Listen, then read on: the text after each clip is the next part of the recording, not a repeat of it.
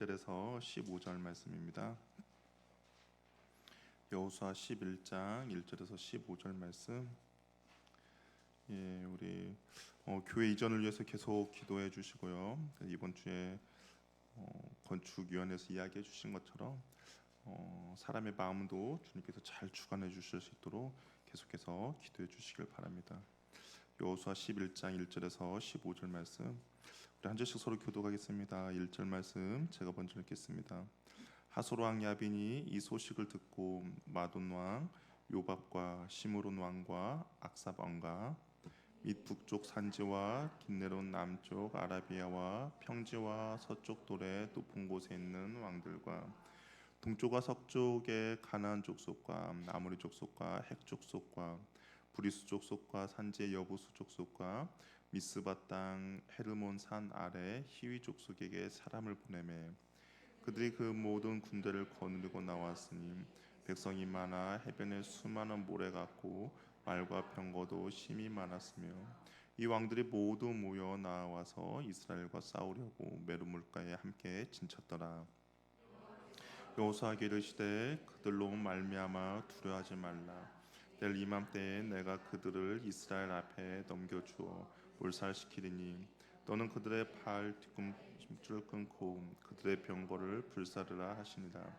이에 여호수아가 모든 군사와 함께 메르물가로 가서 갑자기 습격할 때에 여호와께서 그들을 이스라엘 손에 넘겨 주셨기 때문에 그들을 격파하고 큰 시돈과 미스브론 마음까지 추적하여 골짜기까지 추격하여 한 사람도 남기지 아니하고 쳐 죽이고 여호수아가 여호와께 자기에게 명령하신 대로 행하여 그들의 말 뒷발의 힘줄을 끊고 그들의 병거를 불로 살랐더라. 하슬은 본래 그 모든 나라의 머리였더니 그때 여호수아가 돌아와서 하술을 취하고 그 왕을 칼날로 쳐 죽이고 그 가운데 모든 사람을 칼날로 쳐서 진멸하여 호흡 있는 자는 하나도 남기지 아니하였고 또 하술을 불로 살랐고 여호수아가 그 왕들의 모든 성읍과 그 모든 왕을 붙잡아 칼날로 쳐서 바쳤으니 여호와의 종 모세가 명령한 것 같이 아니하시되 여호수아가 하술만 불살랐고 산 위에 세운 성읍들은 이스라엘 불살르지 아니하였으며 이 성읍들의 모든 재물과 사축은 이스라엘 자손이 탈취하고 모든 사람은 칼날로 쳐서 멸하여 호흡이 있는 자는 하나도 남기지 아니하였으니 함께 읽겠습니다. 여호와께서 그의 종 모세에게 명하신 것을 모세는 여호수아에게 명령하였고 여호수아는 그대로 행하여 여호와께서 모세에게 명하신 모든 것을 하나도 아니한 것이 없었더라. 아멘. 우리 옆에 분과 인사 나누겠습니다. 사랑합니다. 축복합니다. 예, 사랑합니다. 축복합니다. 이스라엘이 여리고와 아이성을 쳤다라는 소문을 듣고 가나안에 거주했던 민족들이 이스라엘에 대항하기 위해서 연합했습니다. 그런데 이제 그때 기브온 민족은 하나님의 능력을 인정하고 그 연합에 동참하지 않았죠. 그리고 이스라엘에 이제 항복을 했습니다. 그때 가나안 연합군의 입장에서 남쪽 연합군이죠. 입장에서 보면 배신이고 배반이었죠. 그래서 예루살렘 왕을 중심으로 이제 기브온을 공격했습니다. 갑작스러운 공격의 기브온은 이스라엘에 도움을 요청했고 이스라엘은 기브온을 도왔죠. 하나님이 전쟁에서 성경에서는 전에도 없었고 후에도 없었던 정말 놀라운 기적을 베풀어 주셨습니다. 하늘에서 우박이 내려서 그 연합군들을 죽였고 또한 해가 멈추는 그런 사건들로 통하여서 전쟁을 승리로 이끌었죠. 하나님은 잘못된 강구였습니다. 그죠? 잘못된 강구였죠. 해는 움직이지 않아요. 잘못된 강구였음에도 불구하고 하나님의 선하심으로 놀랍게 응답해 주셨죠. 그래서 하나님에 대한 믿음과 신뢰를 보인 이스라엘에게 정말 기적적인 응답을 해 주셨습니다. 근데 이제 길갈의 전쟁을 마치고 돌아오는 길에 이 연합군들의 왕들이 동굴에 숨어 있었습니다. 그래서 그것을 돌로 막아 놓고 그리고 다시 전쟁을 하러 갔었거든요. 그리고 돌아오는 길에 이제 그 다섯 왕들을 공개적으로 잔인하게 이제 죽여 버리는 것이죠.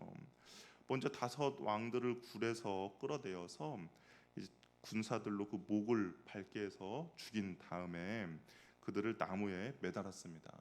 아마 나무에 매달았다는 것은 하나님의 그 저주를 받았다라는 것을 상징적으로 보여주기 위함의 하나의 모습이었던 것 같습니다. 후에 이제 연합을 형성했던 나라들과 남쪽의 주요 그 도시들을 공격하여서 이 가나안 남쪽 지방들을 완전히 정복하게 되었죠. 정복이 철저히 진행된 것을 보게 돼요. 보니까 모든 사람을 진멸하여 한 명도 남기지 않았다라고 되어 있습니다. 근데 이 표현이 단순히 한 번만 나오는 것이 아니라 10장 후반절에 보면 계속적으로 등장하는 것을 볼 수 있는데요. 우리 10장 28절을 한번 보면 그렇죠. 28절에도 이 모든 사람을 진멸하고 바치고 한 사람도 남기지 아니하였다라고 되어 있습니다. 우리 30절 말씀에도 보면 동일하게 기록되어 있고요. 한 사람도 남기지 않았다. 그리고 32절에도 33절에도 35절에도 37절에도 39절에도 그렇게 기록되어 있습니다. 그럼 한 사람도 남기지 않고 이 남쪽에 있는 그쪽에 살고 있는 가나안 족속들을 다 진멸하였다라고 되어 있습니다. 왜 꼭 이렇게 잔인하게 죽여야만 했는가? 우리가 그런 의문이 생길 수도 있죠. 왜 꼭 하나님은 이렇게 꼭 잔인하신가? 그래서 어떤 사람들은 이 여호수아의 그런 전쟁 그리고 그 사람들을 철저하게 진멸하는 그 모습을 보면서 하나님에 대한 오해를 갖는 사람도 있죠. 하나님은 살인을 즐겨하는 자고 그리고 자비도 없다라고 그렇게 오해하는 사람들도 있습니다. 그러나 우리는 한번 생각해 봐야죠. 왜 하나님께서 이렇게 이스라엘 백성들을 꼭 잔인하게 죽이라고 명령을 하셨는가? 왜 그랬을까요? 하나님께서 왜 꼭 이렇게 진멸하라고 했겠습니까? 그것은 죄를 바라보는 하나님의 시각이 무엇인지 우리들에게 보여주기 위함인 것이죠.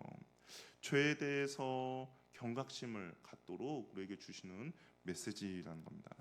여러분 죄에 대해서 막 그리 심각하게 경각심을 갖지는 않습니다. 그냥 우리도 뭐 오늘 얼마나 많은 죄를 지었습니까? 그냥 하나님 말씀을 불순종하는 거, 하나님 말씀을 따르지 않는 거, 뭐 그럴 수도 있지라고 하면서 우리는 그렇게 크게 생각하지 않죠. 그러나 하나님의 입장에서 이 죄를 봤을 때, 10장의 그 후반부를 봤을 때, 하나님은 죄의 어떠함도 용납하지 않으신 분이다라는 겁니다. 가나안 정복은 죄에 대한 하나님의 심판이죠. 하나님께서 아브라함에게 약속하셨습니다. 그런데 바로 그 땅을 주시지 않고 이 가나안 족속의 죄가 아직 다 차지 않았다라고 하면서 하나님의 심판을 미루셨죠. 근데 시간이 흘러서 이제 죄가 다 찼어요. 그 죄에 대한 하나님의 심판이라고 할 수가 있는 거죠. 죄를 바라보는 하나님의 마음은 무엇이냐? 철저하게 진멸하는 겁니다. 잔인하게 철저하게 조금도 용납함이 없는 것이죠. 이것이 죄를 바라보는 하나님의 그 마음이고 시각입니다. 그래서 가나안 땅에 앞으로 살게 될 이스라엘 백성들이 죄에 대해서 어떻게 반응을 해야 되는지, 죄를 어떻게 생각해야 되는지에 대한 경각심을 주기 위함이죠. 죄에 대해서는 철저하게 진멸하라는, 죄는 철저히 멀리하라는 하나님의 그런 말씀인 거죠. 이스라엘 백성들이 죄를 짓지 않도록, 죄에 오염되지 않도록 미연에 방지하는 것이죠. 죄의 시작과 과정은 달콤할 수도 있습니다. 죄가 막 죄를 지을 때마다 아픈데 죄를 짓는 사람은 없죠. 죄의 시작과 그 과정은 정말 달콤해요. 그러나 우리가 반드시 기억해야 할 것은 죄의 결과는 심판과 멸망이라는 겁니다. 하나님 그 죄를 그렇게 쉽게 간과하지 않는다라는 것이죠. 여호수아 군대가 가나안 남부 지역을 온전히 점령했다라는 소식을 북부 지역의 왕들도 듣게 됩니다. 여호수아가 그 길갈에서 여리고성을 정복하고 아이성을 정복하고 어떻게 전쟁을 했냐? 그 가운데를 이제 완전 갈랐죠. 그래서 남과 북이 서로 연합하지 못하도록 가운데를 가르고 그리고 먼저 남쪽을 점령을 한 겁니다. 우리 뭐 6.25로 말하면 인천 상륙작전과 인천 상륙작전처럼 인천을 통해서 이 남과 북을 완전히 갈라놔서 더 이상 그 남쪽에 있는 북한과 북쪽에 있는 북한 군인들이 서로 협력하지 못하도록 했던 작전이 바로 이 여호수아의 작전이었습니다. 그러니까 아무래도 이게 남쪽이 다 점령되었다는 이야기를 듣다 보니까 북쪽에 있는 왕들도 긴장하지 않을 수 없는 거죠. 그래서 가나안 북부 사람들은 기선 제압 위해서 연합군을 형성을 하게 됩니다. 그래서 이스라엘을 공격하게 하는 것이죠. 근데 연합군을 보니까 연합군에 참전했던 사람들을 보니까 어떻습니까? 남쪽에서 그 연합군들보다는 더 많은 그 민족들이 참전을 했습니다. 그러니까 북쪽의 연합군이 더 큰 연합군이라고 할 수가 있는 것이죠. 북쪽 연합군의 중심에는 누가 있었냐? 하솔왕 야빈이 있었습니다. 하솔왕 야빈을 중심으로 북쪽에 남아 있는 모든 정말 가나안 민족들이 연합을 한 것이죠. 많은 군사력을 보유했습니다. 하솔이란 지역이 과연 어떤 지역일까? 과연 어떨까라고 하는데 이 고고학자들이 기록에 의하면 이 하솔이라는 지역이 약 한 25만 평 정도 되었다라고요.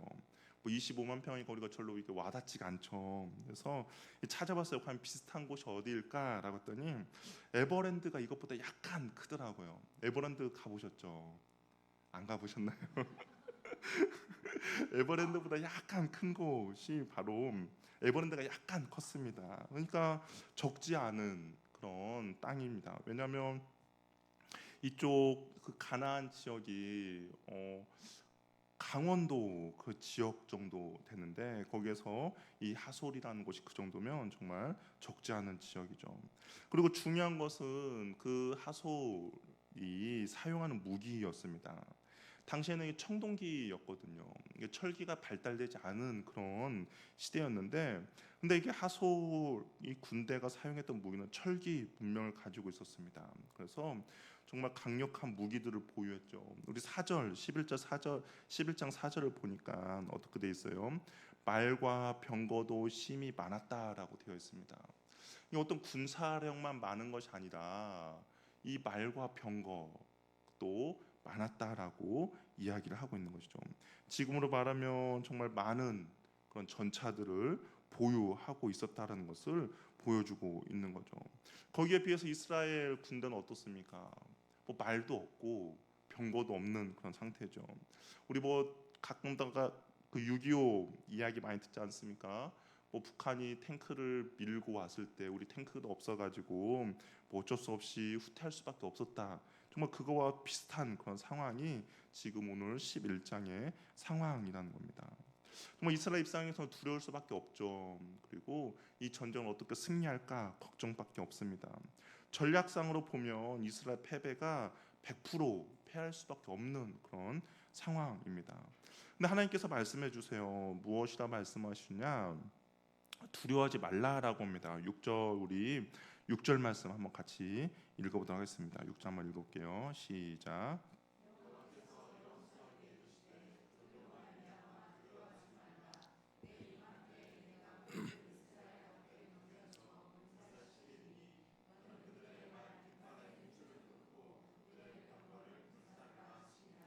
하나님께서 두려워하지 말라라고 합니다. 낙심하거나 두려워할 필요가 없다라는 것이죠.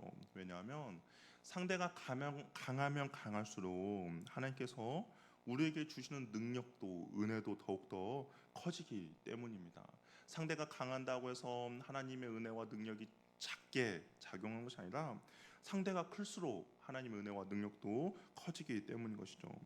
가나안 연합군이 메론 물가에 진을 쳤습니다. 아마 자신들의 그런 공격용이 공격적인 말과 병거를 쓰기에 적합한 곳이었겠죠.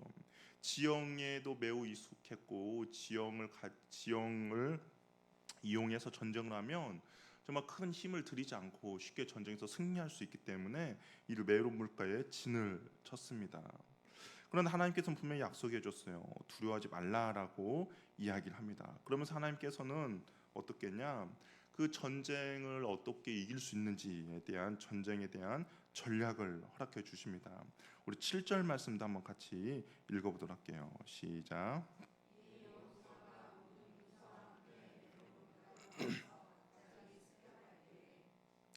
갑자기 습격했다라는 겁니다.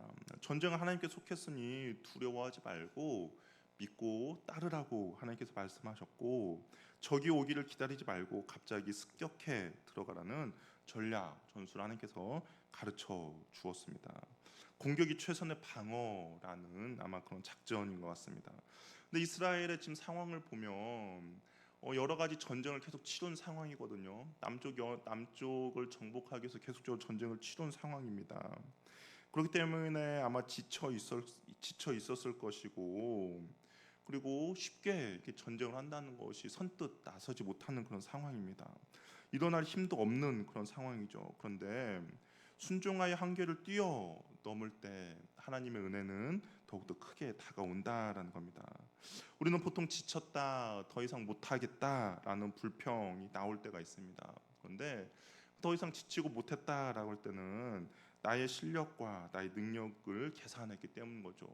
그 안에서 한 가지 우리가 생각하지 않은 것은 무엇이냐? 하나님은 어떻게 하실 것인가? 하나님은 나에게 어떤 은혜를 주실 것인가? 어떤 능력을 주실까를 빼고 나의 지금 현재 상황만 보고 판단했을 때 우리는 지쳤다, 힘들다라고 이야기를 한다라는 겁니다. 하나님의 능력을 계산하지 않은 것이죠. 나에게만 집중한 겁니다. 나의 상황만 판단한 겁니다. 그러나 하나님 이렇게 말씀하시죠. 나 자신 너에게 집중하지 말고 하나님을 보라라고 말씀하십니다. 하나님께서 하나님께 집중하라고 이야기하는 것이죠. 이와 같은 것들이 앞에도 있었어요. 홍해 앞에서 애굽 군대를 보지 말라라고 이야기하셨습니다. 애굽이 이스라엘 백성들을 죽이려고 그때도 병거를 가지고 왔어요. 하나님께서 뭐라고 했습니까? 하나님이 행하시는 구원을 보라고 말씀하셨죠. 광야에서도 불뱀에 물린 몸을 보지 말라고 했습니다. 이스라엘 백성의 불순종하니까 하나님께서 불뱀을 보내주셨어요. 그래서 불뱀에 물렸습니다. 그런데 하나님께서 어떻게 합니까? 불뱀에 물린 너 자신이 아니라 뭐예요? 장대에 높이 올린 노뱀을 보라고 이야기를 하시는 것이죠. 하나님을 바라볼 때 구원을 얻게 되기 때문입니다. 하나님의 약속을 믿고 내 한계를 뛰어넘는 믿음의 순종을 할 때 하나님이 일하기 시작하시기 때문인 것이죠. 여호수아가 자신들의 한계를 넘어 하나님의 말씀을 따라 하솔 왕에게 나아갔고, 그리고 하나님의 습격하라는 그 명령을 따라 습격했을 때 하나님의 기적을 경험하게 된 것입니다. 승리하게 되어오는 것이죠. 우리 8절 말씀 한번 같이 읽어보도록 하겠습니다. 읽어볼게요. 시작.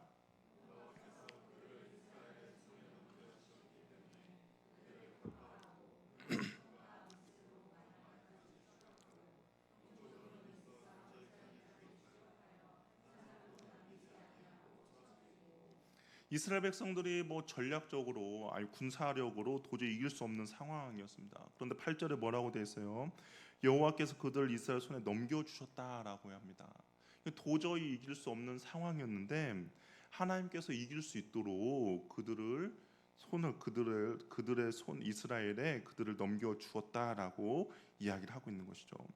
나의 상황이 어떠함이 아니라 하나님을 믿고 순종하며 나아갔더니 하나님께서 승리케 해 주셨다라는 겁니다. 하나님의 말씀을 믿고 믿음의 발걸음을 내디디니까 하나님의 일하심을 경험하게 되었다라는 것이죠.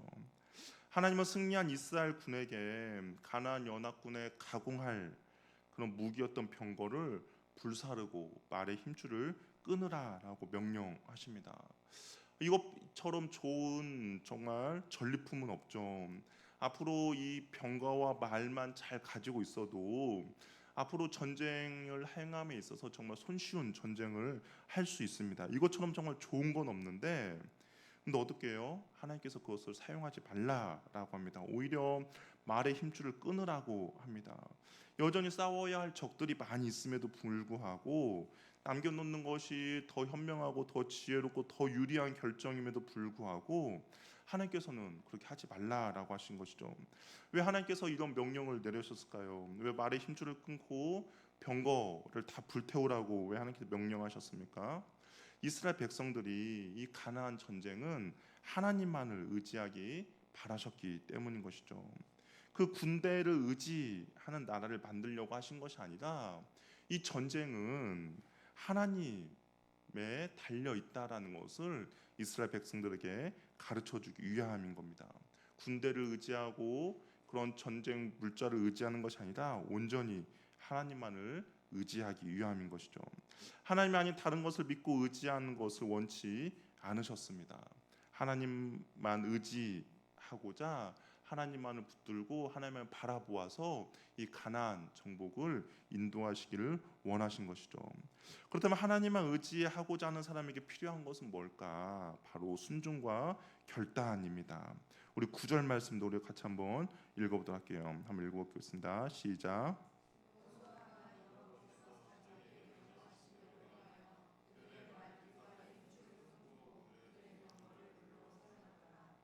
여호수아도 하나님의 뜻을 알았어요. 그래서 정말 이것처럼 좋은 전리품은 없었지만 정말 말들의 뒷발과 힘줄을 끊고 병거를 불태워 버렸습니다. 하나님만을 의지하고 사는 인생을 살기로 방향을 정했고 순종한 것이죠.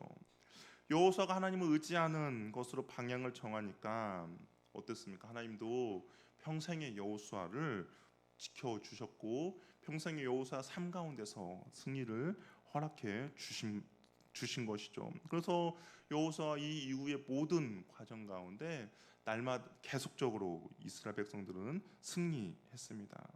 우리의 인생을 방향을 정하고 우리는 살아야 되는 것이죠.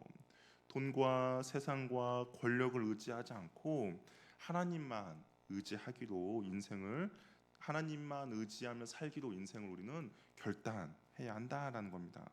시편 20편 7절 말씀 우리 같이 한번 읽어보도록 할게요. 한번 읽어보겠습니다. 시작.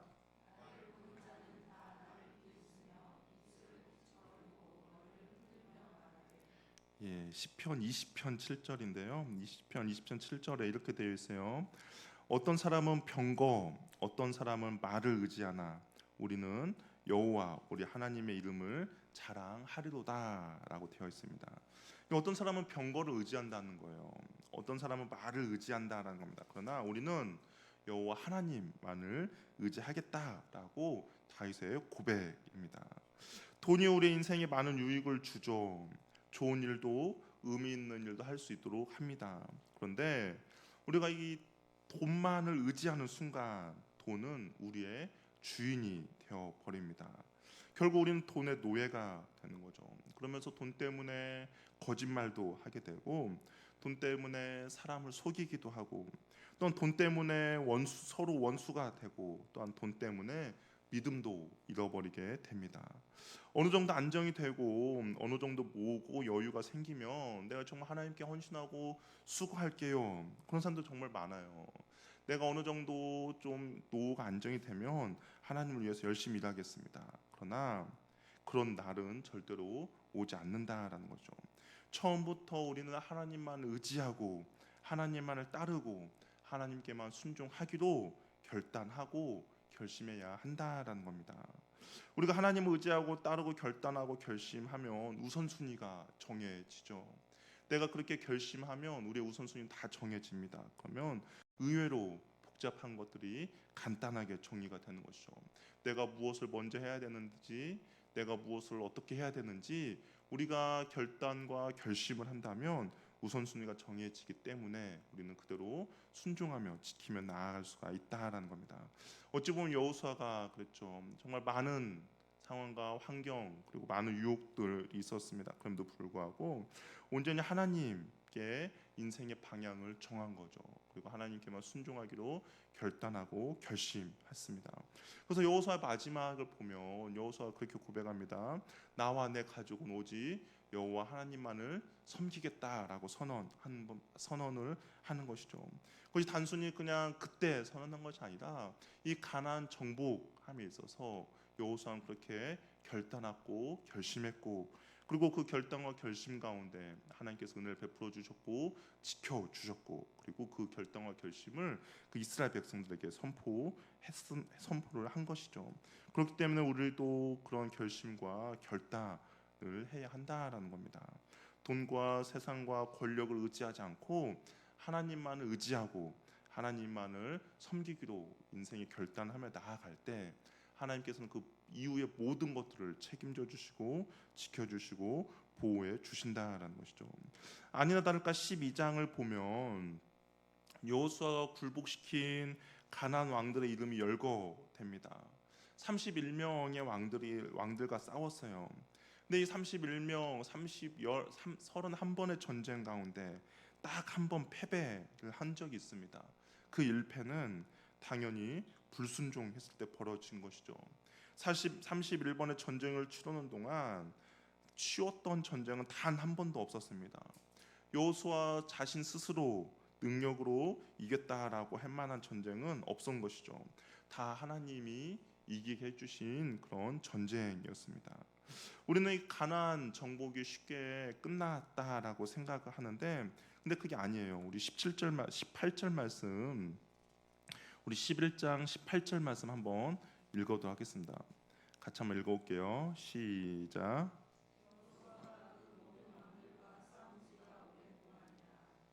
예, 싸운 지가 오랫동안 되었다라고 합니다. 그 학자들이 추정을 해봤어요. 과연 몇 년을 싸웠을까? 그랬더니 짧게는 5년, 길게는 7년을 이 가나안 정복에 시간을 투자했습니다.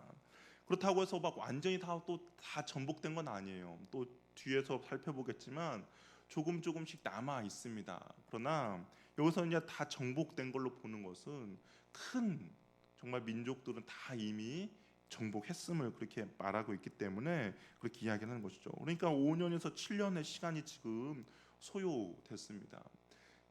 처음에 아이성을 시작으로 해서 이 남연합군과 북연합군을 다 마무리했을 때 7년이라는 시간이 지난 것이죠. 쉽지 않은 전쟁입니다. 그럼에도 하나님이 지키지 않게 하나님 이 전쟁 가운데 하나님께서 패배하지 않도록 지켜주시고 붙들어 주셔서 정말 그 수많은 전쟁들 가운데 계속적으로 승리를 해 주신 것이죠.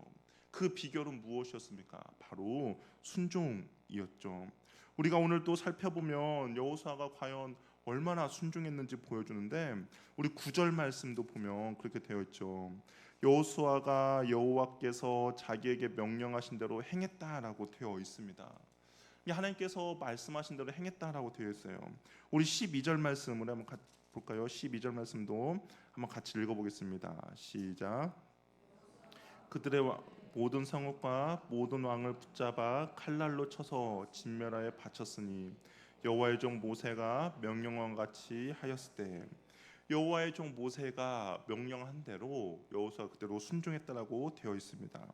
15절에도 그렇게 되어 있어요. 15절에도 보니까 모세는 여호수아에게 명령하였고 여호수아는 그대로 행하여 여호와께서 모세에게 명하신 모든 것을 하나도 행하지 아니한 것이 없었더라라고 이야기하고 있습니다. 20절에도 그렇게 기록되어 있어요. 20절 하반절에도 보면 여호와께서 모세에게 명령하신 대로 그들을 멸하려 하심이었더라라고 되어 있습니다. 23절도 마찬가지예요. 우리 23절 말씀도 같이 한번 읽어보겠습니다. 시작.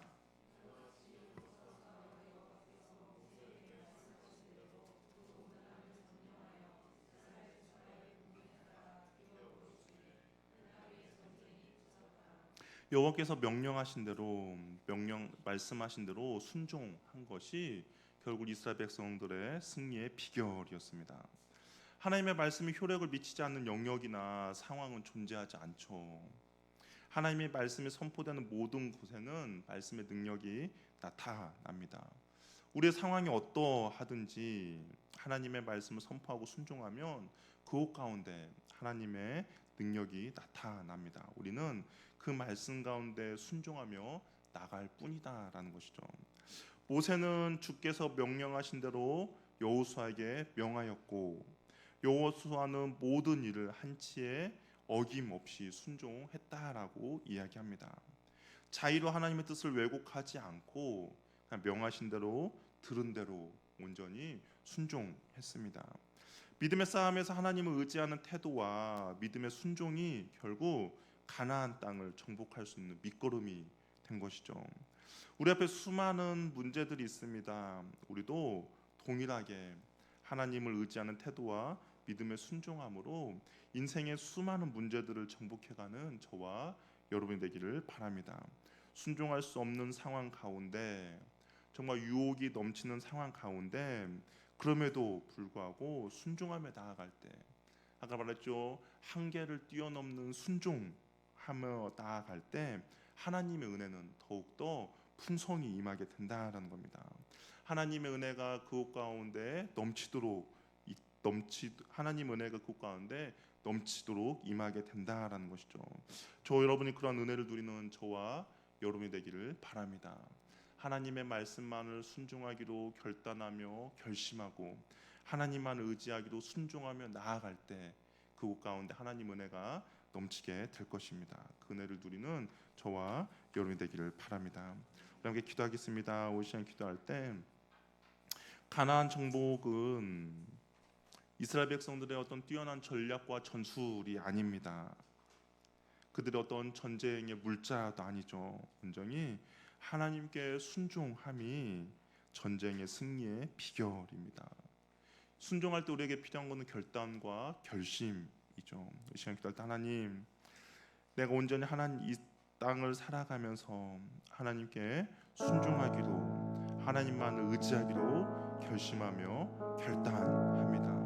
하나님의 은혜가 내 삶 가운데 넘치도록 붙들어 달라고. 때로는 순종할 수 없는 상황에 놓여 있을 때도 있고, 때로는 정말 유혹이 우리를 강하게 유혹할 때도 있고, 때로는 순종할 때 오히려 더 손해가 되고 이해가 되지 않을 때, 그럼에도 불구하고 내가 순종하며 나아갈 때 하나님께서는 더 큰 은혜를 우리에게 베풀어 주시는 것이죠. 하나님, 내가 그런 결단과 결심하며 나아가는 순종의 믿음을, 은혜를 우리에게 허락해 달라고 기도하고요. 또한 주님께서 죄를 바라보는 것은 진멸함입니다. 한치도 용납해 주지 않음인 거죠. 하나님, 그런 주님의 마음을 우리에게 허락하여 주시옵소서. 죄를 내가 그냥 사소하게 생각하고, 그냥 죄를 하찮게 생각하고, 죄가 주는 달콤함에 빠져있는 인생이 아니라 주님이 바라보는 시각으로 나도 죄를 바라볼 수 있는 믿음을 허락해달라고, 하나도 용납하지 않고 온전히 친멸하며 나아갈 수 있는 그 믿음을 허락해달라고. 또 우리 교회 가운데 이전의 문제가 있습니다. 이전의 문제 또한 우리가 어떻게 할 수 있는 방법이 없죠. 하나님이 하셔야 합니다. 하나님을 믿고 의지하며 나가는 우리들 가운데 하나님께서 행하실 것이죠. 우리들이 해야 될 것은 말씀에 대한 순종함입니다. 서로 사랑하고 서로 용납하며 서로 지켜주며 서로 보호해주며 함께 서로를 위해서 기도해주는 것. 그럴 때 하나님께서 이 이전의 문제 또한 해결해 주시는 것이죠. 하나, 우리 교회 공동체가 그 주님의 말씀 가운데 순종할 수 있도록 도와주시옵소서. 너희가 서로 사랑하며 너희가 비로소 너희가 내 제자일 줄 안다라고 했습니다. 우리 교회 가운데 그런 사랑이 넘치며 순종할 때 주님께서 이전의 문제도 맞춰주시고 해결해 주실 것입니다. 또 우리의 간절한 기도 제목들이 있습니다. 하나님, 날마다 주 앞에 부르짖으며 간구하며 나아가는 기도 제목 가운데 주님의 긍휼과 자비를 베풀어 주시옵소서. 우리 주님 앞에 주여 외치며 기도하며 나가겠습니다. 주여